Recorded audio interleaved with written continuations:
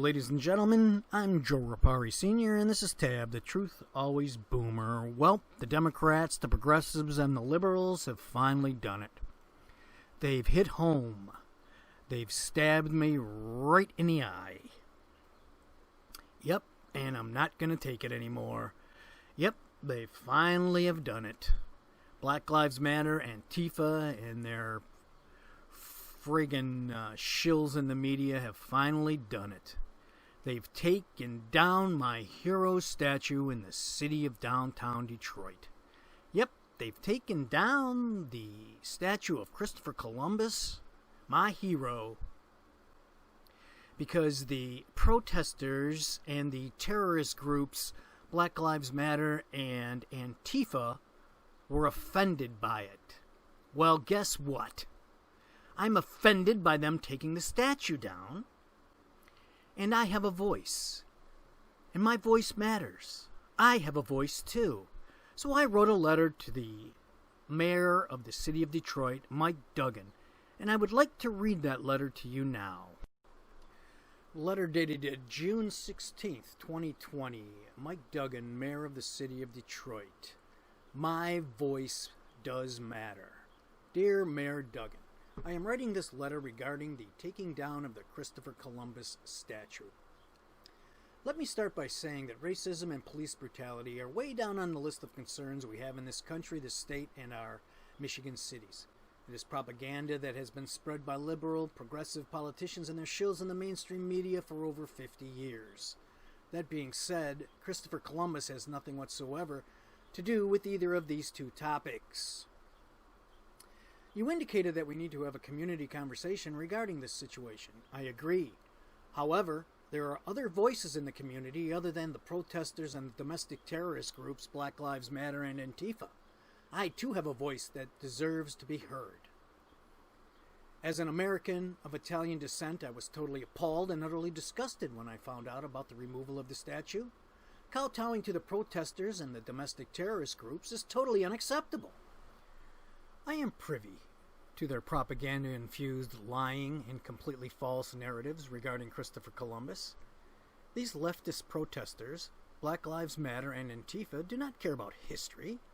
They want to rewrite it, a la George Orwell's 1984. I want to bring some cohesiveness, truth, and common sense to this conversation. My voice matters in this game as much or more than anyone else's voice or any group's voice. So let us look at the following. October 12th is Columbus Day. It is not Indigenous Peoples Day. That is totally ludicrous. The indigenous people did not sail across a violent and non-caring ocean to discover anything. Most people know, well, except for brainwashed leftists and terrorist groups, that Columbus never set foot on North American shores. He landed in what is now the Bahamas, Cuba, Haiti, the Dominican Republic, as well as the Central and South American coasts. Anyone with an ounce of intelligence would realize the sheer force of will it took to make 4 voyages across a massive, uncharted ocean in wooden ships, ill-equipped and certainly not designed to take on the devastating waters of the Atlantic. Today, Columbus would be termed, among other things, a badass. Columbus was also a shrewd negotiator, as evidenced by his contract with King Ferdinand and Queen Isabella of Spain, called the Capitulations of Santa Fe. Columbus was not a humanitarian, and his voyages were not done out of the goodness of his heart. He knew he could profit from his voyages, and he gained significant wealth and power from them. No one can fault him for that.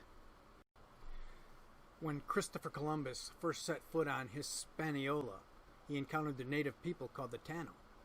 They willingly traded supplies, animals, and jewelry with the sailors.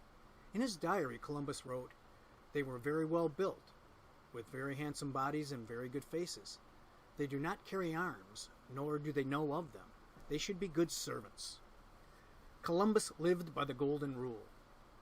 He who has the gold and the guns makes the rules. He had plenty of both.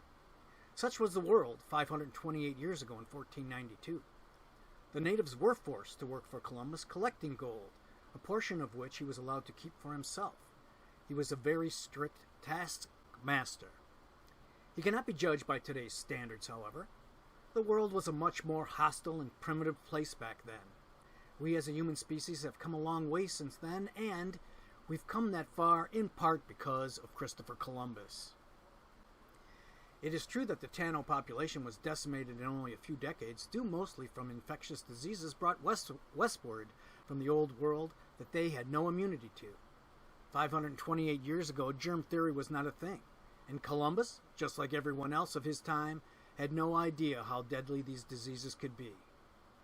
That cannot be laid at his feet, and he bears absolutely no responsibility for that tragedy.